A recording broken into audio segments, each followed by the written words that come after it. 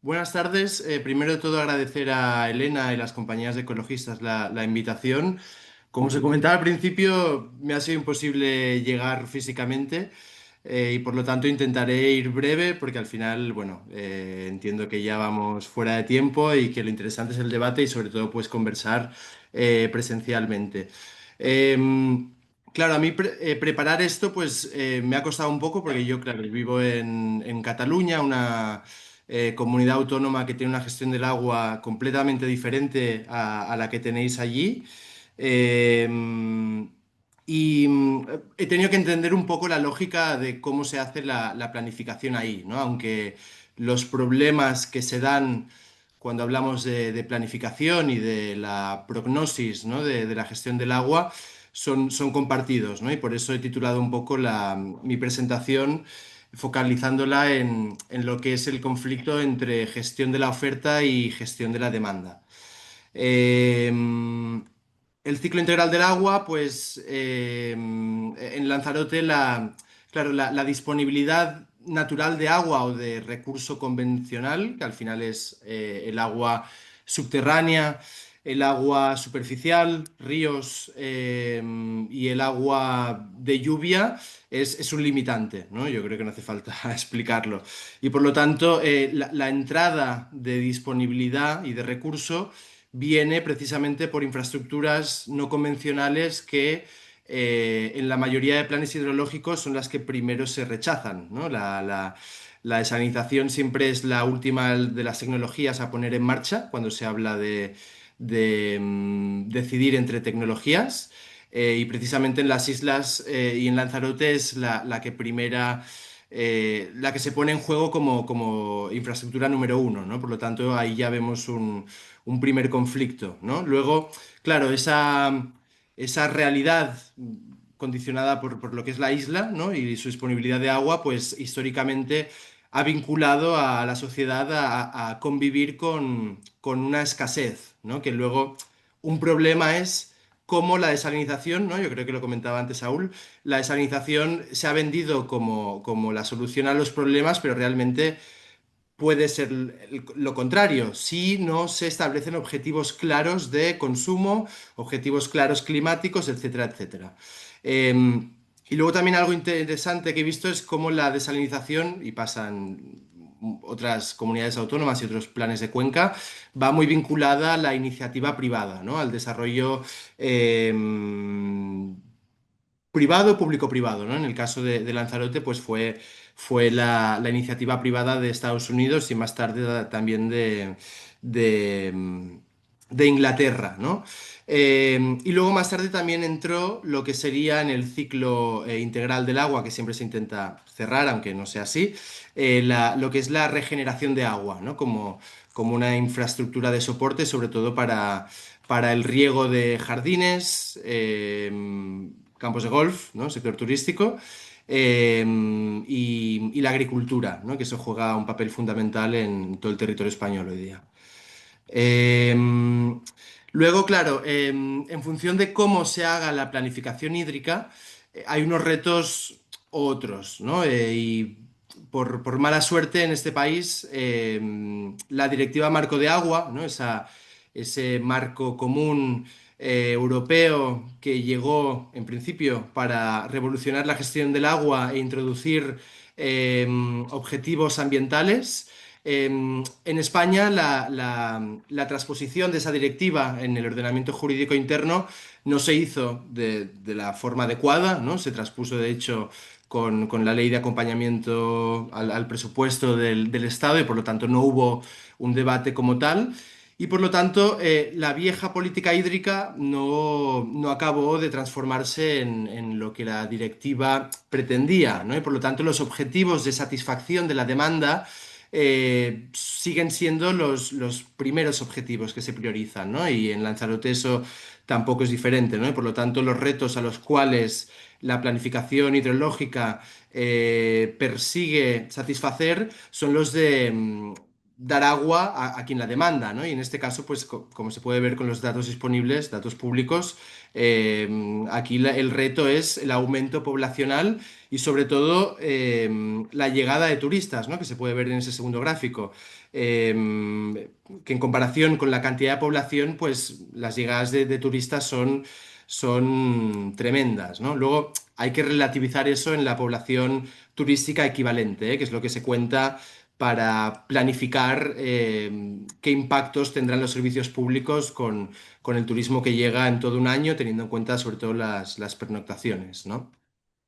Luego, claro, desde esa lógica de gestión de la oferta, lo que se pensó es, vamos a poner la infraestructura al servicio de la demanda, ¿no? Y por lo tanto, como no hay recurso convencional, entra en juego la desalinización, ¿no? Y hoy día, pues, ¿cómo se reparte el pastel de esa producción de agua? Tenemos mayoritariamente que la desalinización, las infraestructuras de tratamiento de agua marina, suponen casi la gran mayoría de los hectómetros cúbicos de agua producida en la isla. Y luego hay una parte más residual, pero importante y que va en aumento, o que iba en aumento desde principios de siglo a hoy día, que es el agua regenerada, ¿no? Que hay que hacerle una promoción a este tipo de agua que tiene que ver con el coste de producción, ¿no? Es decir, el precio por metro cúbico de agua producida con infraestructura de regeneración es mucho más barato que el agua desalinizada. Y también lo es el impacto a nivel de emisiones de CO2 equivalente, ¿no? La contribución al cambio climático de la regeneración es mucho menor. Y hoy día, pues, todo lo que era una limitación de ese tipo de agua, que tenía que ver con criterios técnicos de calidad, sobre todo, hoy día se han solventado, ¿no? Hace poco se aprobó el reglamento de la regeneración del gobierno del Estado y por lo tanto todo eso avanza, ¿no? Inclusive yo creo que todo el mundo dentro del sector hídrico no es descabezado pensar que en un futuro tal vez acabaremos bebiendo agua, ¿no? No directamente, pero sí con esa regeneración indirecta, ¿no? De hecho, en Barcelona la solución estrella para abordar la sequía fue eh, cerrar el círculo de la potabilización indirecta con la regenerada, ¿no? Que simplemente lo que es derivar el agua que sale de una depuradora con un terciario a un punto de captación donde luego esa agua baja a una potabilizadora convencional, ¿no? Y por lo tanto, ese es el futuro de un país desértico, de un país con escasez, y por lo tanto yo creo que un apunte o como mínimo yo creo que ahí hay gente que entre vosotras, ¿no? Que debe tener los datos, pero explotar al máximo el potencial de esa agua, ¿no?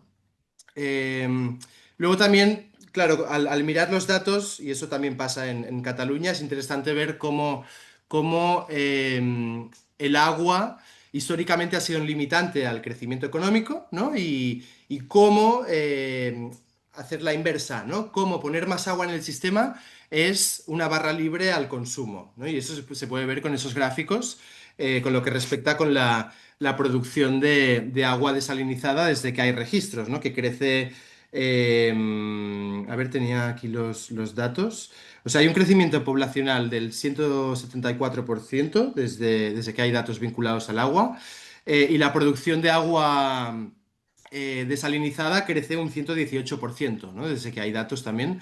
Y por lo tanto, esa mayor producción es lo que permite ese crecimiento poblacional y sobre todo ese crecimiento poblacional vinculada a la economía de los servicios, ¿no? Al turismo, a ese monocultivo turístico que tanto conocéis y padecéis en la isla, ¿no? Y aquí este gráfico es interesante, ¿no? Yo creo que bueno, a mí me ha sorprendido ver la cantidad de población turística equivalente que tenéis con respecto a la población, ¿no? De hecho, incluso es que podríamos llegar con este gráfico a decir que poquito más del 45% es población turística equivalente, ¿no? Y eso es tremendo, vaya. Yo creo que solo están las Baleares por delante de vosotras. No lo he mirado, ¿eh? Pero creo que estaríamos hablando de eso. Y sobre todo en una isla que no tiene agua, ¿no? Yo creo que eso nos debería de hacer pensar. Luego, claro, lo titulaba, ¿no? Gestión de la oferta versus gestión de la demanda, ¿no? Eh, claro, pero ¿qué es la gestión de la demanda, ¿no? Nosotros cuando hemos abogado por esa gestión de la demanda, muchas veces ayuntamientos, ¿no? El gobierno catalán nos preguntaban, ¿no? ¿Qué entendéis por gestión de la demanda? Pues bien, la gestión de la demanda yo creo que tiene muchas definiciones, pero una básica es analizar, dejar de pensar en cuánta agua puedo dar y pasar a analizar qué uso del agua hoy día estamos haciendo y cómo ha evolucionado ese uso del agua con el tiempo, ¿no? Y por lo tanto yo creo que ahí es interesante ver cómo se reparte el pastel del consumo. eh, y ahí los datos públicos disponibles que hay demuestran algo que yo creo que a veces nos llenamos de datos, pero yo creo que el día a día, ¿no? es suficiente para ver que el agua en Lanzarote se va sobre todo en el sector turístico, ¿no? Ahí más de la mitad se va a lo que sería el sector turístico. Y sin leerme a fondo lo que dice el plan hidrológico de la isla, yo creo que pasa lo mismo que pasa en Cataluña, en todas las comunidades autónomas, en todas las confederaciones, y es que es muy difícil cuantificar realmente cuánta agua consume el sector turístico, porque siempre va a caballo entre lo que contabilizamos como sector industrial, que es este naranja aquí, y lo que es el sector doméstico, ¿no? Porque la ley de aguas no obliga o no estipula que el sector turístico es una actividad separada, ¿no? Yo creo que si seguimos apostando porque la economía del país se base en ese monocultivo turístico, como mínimo deberíamos establecer un sistema, un sistema y una metodología que nos permita reportar esos consumos. Y fácil es, ¿no? Porque el sector turístico, todo el sector turístico tiene contadores, a no ser que tenga un pozo, y eso difícilmente se da, y por lo tanto todo está medido con contadores. Es simplemente la voluntad del operador o del ayuntamiento, de la confederación, de disgregar esos datos, ¿no? Y se puede hacer por cadastro, se puede hacer por registro de actividades económicas, etcétera, etcétera. Lo que hay es una no voluntad de reportar esos datos porque seguramente nos alarmaríamos, ¿no? Eh, y luego también lo que es interesante es ver, repartir todo el consumo de los sectores económicos, primario, secundario, terciario y el doméstico, por la población, ¿no? Y es este gráfico de aquí abajo, ¿no? Que lo que nos dice es que, bueno, el consumo desde 1996 a hoy día, pues ha bajado un poquito, ¿no? Y si lo comparamos con la media del Estado español, que es en 2022 es 245 litros persona y día, pues estáis ahí, más o menos, ¿no? Evidentemente hay regiones mucho mejor, ¿no? Por ejemplo, en Barcelona, con la sequía hemos visto que no es difícil llegar a los 170 litros persona y día. Es muy importante decir que eso no es el consumo doméstico, sino que es el consumo de toda la ciudad, en este caso de todo Lanzarote, repartido por los habitantes que hay. Es decir, ahí se integra el riego, se integra la limpieza municipal, se integran las pérdidas, etcétera, etcétera. Eh, ¿De qué más hablamos cuando hablamos de gestión de la demanda? Pues de focalizar los esfuerzos en los sectores que más agua consumen, ¿no? Como decíamos, el sector turístico no hay datos y por lo tanto me ha sido imposible, y yo creo que eso es una conclusión, ¿no? Focalizar en qué consumo el turista medio hace en la isla, que por lo tanto yo creo que eso es un sector a explorar.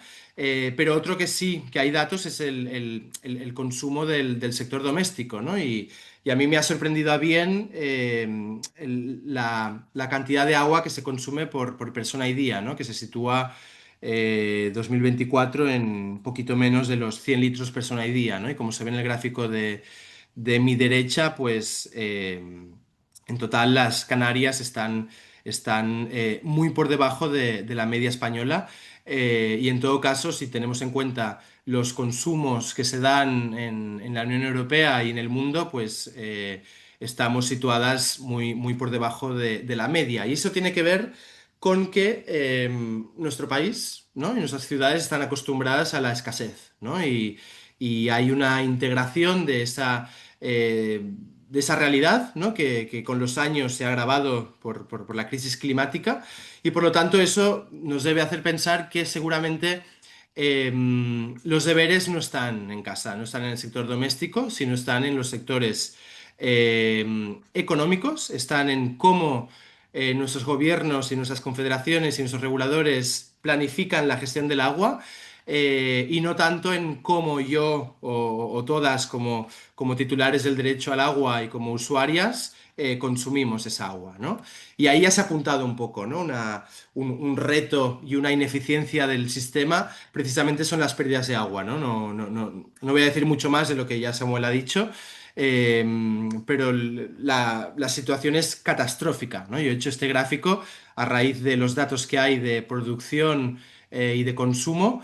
eh, y entiendo que sin ninguna metodología pública especificada, aquí el balance que hace el consorcio es un balance entre producción y consumo, ¿no? Y por lo tanto ahí vemos la cantidad de pérdidas que hay, que no ha mejorado, sino que ha empeorado, ¿no? Y por lo tanto eso nos tiene que hacer pensar que esa privatización del agua, ¿no? Ese acto de delegar a un tercero la gestión del agua, no ha cometido uno de sus objetivos, ¿no? Es decir, cuando se delega un servicio, cuando se concesiona un servicio público, uno de los objetivos o uno de los argumentos que se esgrima es la necesidad de más inversiones para reparar redes, ¿no? Y aquí lo que vemos es que en ningún caso eso ha mejorado.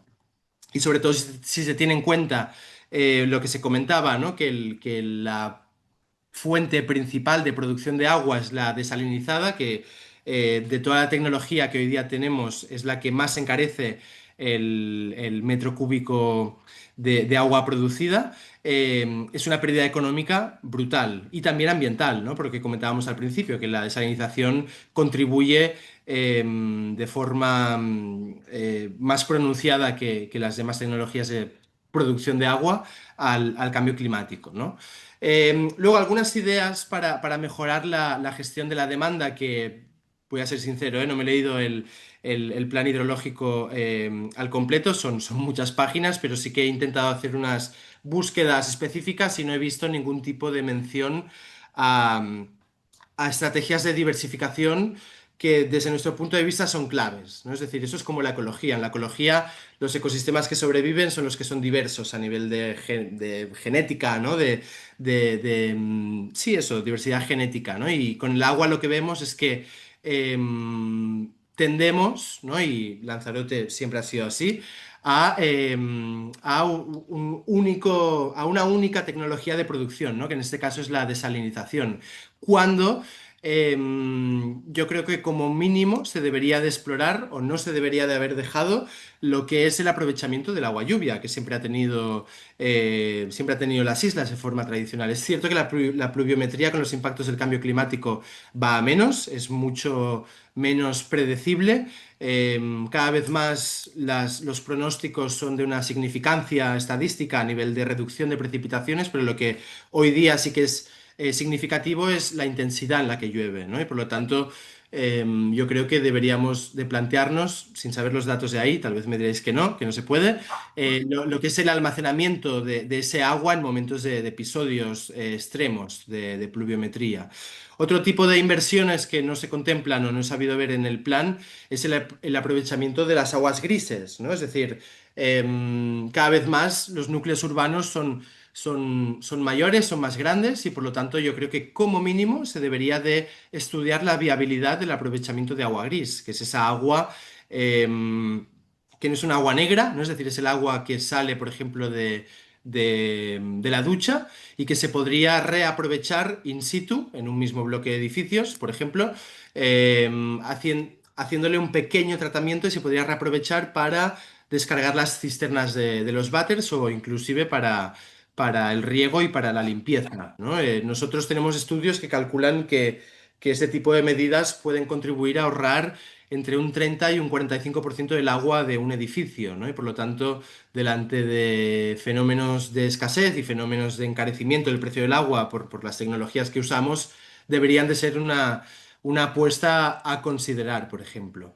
Luego eso también lleva a plantear el conflicto de la verticalidad, ¿no? Y ahí me explico. La gestión del agua en este país siempre ha estado muy asociada a una lógica vertical donde los de arriba deciden y donde los de arriba siempre han estado muy influenciados por lógicas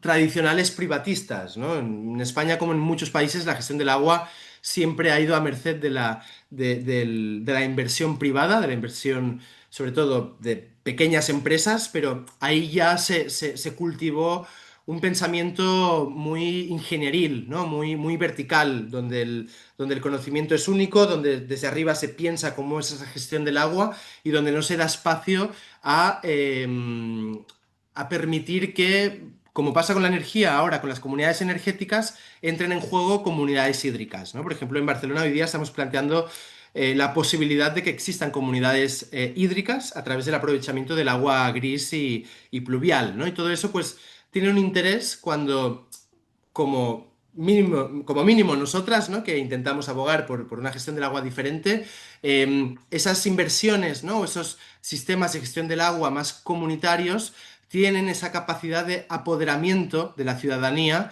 de volver a recuperar el conocimiento y la gestión del agua, que no es algo muy descabellado, ¿eh? Nuestras abuelas y seguramente nuestros antepasados sembraban agua, ¿no? Recolectaban agua y tenían un conocimiento del agua que esa verticalidad nos ha hecho perder, ¿no? Y por lo tanto yo creo que ese planteamiento es interesante cuando hablamos de, de gestión de la demanda.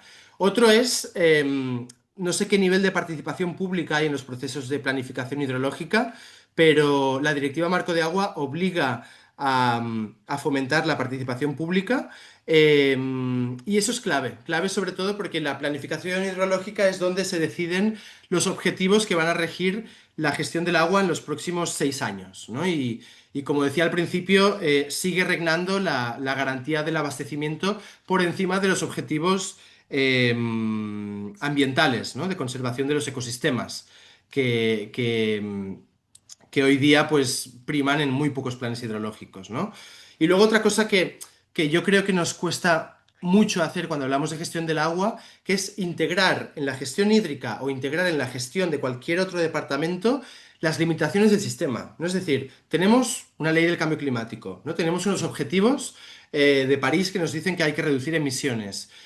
Y lo que vemos es que los planes hidrológicos, como mínimo el que yo conozco, ¿no? El de Cataluña y como lo que he visto el de Lanzarote, caminan a aumentar las emisiones de gases de efecto invernadero, ¿no? Porque más desalinización con el mix eléctrico que hoy tenemos es más cambio climático. Y eso es un pez que se muerde la cola, pero el cambio climático a la vez produce sequías, escasez, ¿no? Y por lo tanto, ahí hay una irracionalidad que no se entiende, ¿no? Y que en los procesos de planificación hidrológica se debería de abordar de raíz, ¿no? Esa incoherencia de políticas, ¿no? Y luego también lo que se comentaba antes, ¿no? Los procesos de evaluación ambiental son interesantes, aunque insuficientes, desde mi punto de vista, para la asunción e integración de los costes de no actuar o de las externalidades ambientales, ¿no? La Directiva Marco de Agua hace mucho hincapié en la recuperación de costes, que eso se traslada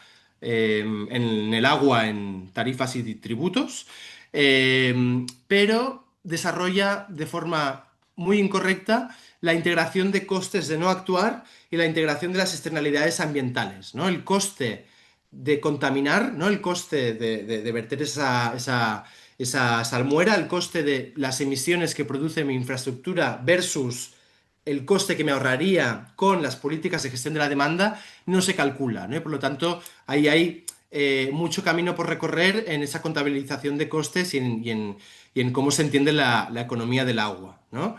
Y por último, y acabo, eso era los 23 minutos, perdón, el tema de la recuperación de costes, ¿no? Que eso es clave. Es algo que en la gestión del agua ha llegado, y yo, desde mi punto de vista personal, creo que es absurdo luchar en contra de ello. Si lo comparamos con otros servicios públicos como la educación o la sanidad, ahí la recuperación de costes no opera, ¿no? Ahí entendemos que hay un trasvase de dinero de las arcas públicas, de los presupuestos a esos servicios.